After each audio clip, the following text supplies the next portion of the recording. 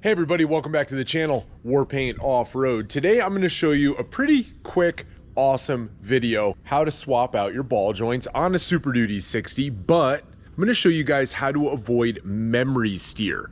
So I'm not going to go into a lot of detail about the actual process of removing the ball joints, putting on the new ball joints, showing you what's involved in that. There's plenty of videos out there.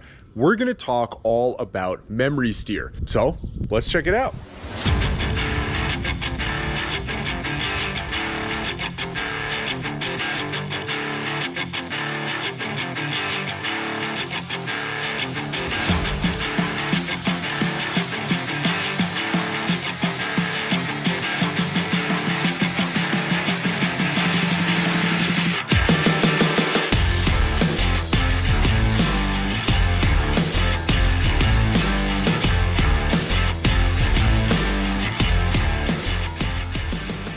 Memory steer is basically when you have new ball joints installed in your axle and the shop, the mechanic, whoever tells you that it's going to be a little bit hard to turn the steering wheel and you're going to have to hang on the steering wheel in order to get it to do it. It can be very, very stiff and not drive well at all.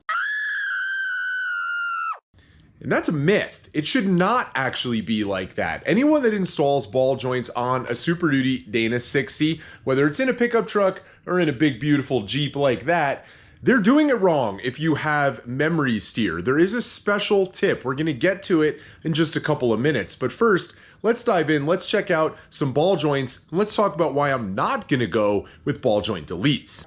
Dana 30, Dana 44 ball joint. There's really no difference between the two of them. And next to it, we have one for a Superduty Dana 60. You can see how much larger it is. Now that tends to make people want to stay away from ball joints because a lot of people, especially in the Jeep off-road world, wind up having a Dana 30, Dana 44. They put 35-inch tires on it, maybe 37s, and all of a sudden they have death wobble where the ball joints wear out pretty quickly. Gives them a bad taste in their mouth, and I understand it. But when you go to something like a Dana 60, the ball joint, as you just saw a second ago, is so enormous. It can handle so much more weight, and it's really not necessary to go to a delete for 90% of the off-road world. I take that Jeep over some pretty big stuff, 40-inch tires, and I'm pretty hard on it. And a ball joint's gonna be perfectly fine for me, especially when they're that big. So, quality set of ball joints, like something from Apex Steering. So right now we're gonna speed through the process of pulling this passenger side front axle apart, pop new ball joints into that knuckle, get it back together, and I'll let you know exactly how to avoid it. With the Jeep on jack stands, we're gonna remove the tire, put it off to the side. Next, remove the tie rod. And then you're also gonna wanna remove the drag link on the passenger side. Then remove your brake caliper with the couple of bolts that hold it. I use a pry bar to get it off the rotor. Then I zip tie it to my control arm, make sure it doesn't put too much pressure on that brake line. Then your brake rotor simply pulls off. After that, you can remove your locking hub on your Dana 60. Don't forget about that snap ring in there. Those can be a real pain. Then pull the unit bearing or hub bearing assembly off the axle. Next, basically slide out your axle shaft. Once that's done, you're going to remove the nut on the lower ball joint. Then after loosening the nut on the upper, you're going to want to hit it with a couple of good taps of a hammer, get it to knock itself loose, then finish taking it off and pull out your knuckle. Last thing you saw me do was remove the knuckle. It's time to basically reinstall it and reinstall it in a way that's going to prevent you from getting memory steer. This is what makes a Superduty unique, and it's also what causes the memory steer. Now, obviously, the memory steer is pressure on your lower ball joint, but it's because of this. This sleeve adjusts camber. Now, your axle came with one of these. They make a couple different ones, and it was in there. Basically goes in like this, that flat edge facing this toward the inside of the C.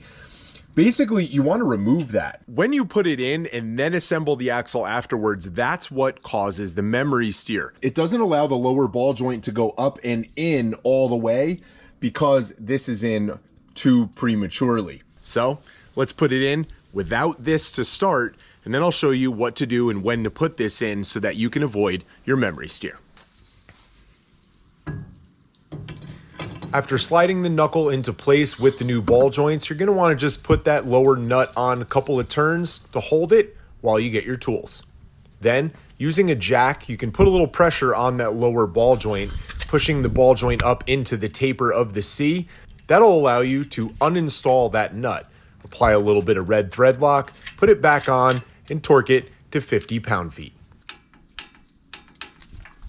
Next, you'll want to take your camber sleeve, make sure it's nice and clean, make sure you slide it into position correctly with that flat spot facing toward the frame.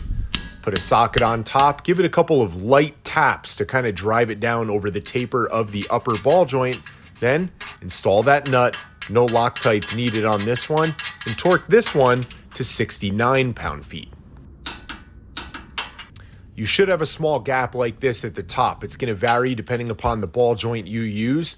Once that's done, you're going to want to go back to the bottom and re-torque it to 150 pound-feet. Then you're basically done.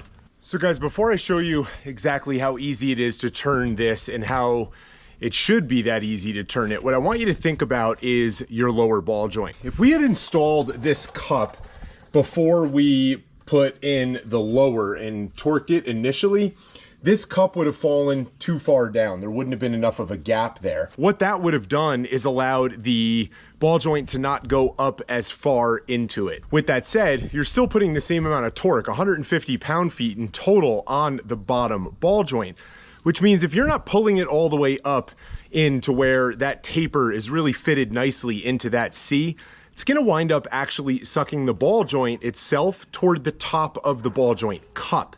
Now inside that ball joint cup, they're made with different materials in there, but what will wind up happening is when you put that 150 pound-feet and you're pulling it up, it just puts too much pressure on the top of that ball joint cup, and that's when your mechanic is gonna say, oh yeah, it's just gonna take, you know, some miles for it to break in. Well, that break-in period is really it just wearing itself out. If you wind up installing them this way, putting the lower in, torquing it initially, putting the upper in at that point, then torquing this to the required 69 pound-feet, then go back, retorque the bottom. You'll have a knuckle that turns pretty easily, okay? I mean, this, I'm barely pulling on it, right? I mean, like a couple of fingers, right? Like, it's not that hard. Memory steer is a big issue on these Super Duty axles, whether they're in your truck or in your Jeep. And that right there, guys, is how you fix it. We're gonna slide the axle shaft back in there. We're gonna bolt up the unit bearing, put the brake back together. That's basically it. Just make sure you install your cotter pin on the top. That's all you gotta do. Reconnect all your steering. But guys, make sure you pick yourself up a set of Apex ball joints because they're super awesome. They're a real high-end ball joint. They're gonna put up with heavy-duty abuse. They're gonna last a real good long time. And if you do it correctly, you won't have any of that memory steer. Anyway, guys, get out there, build something.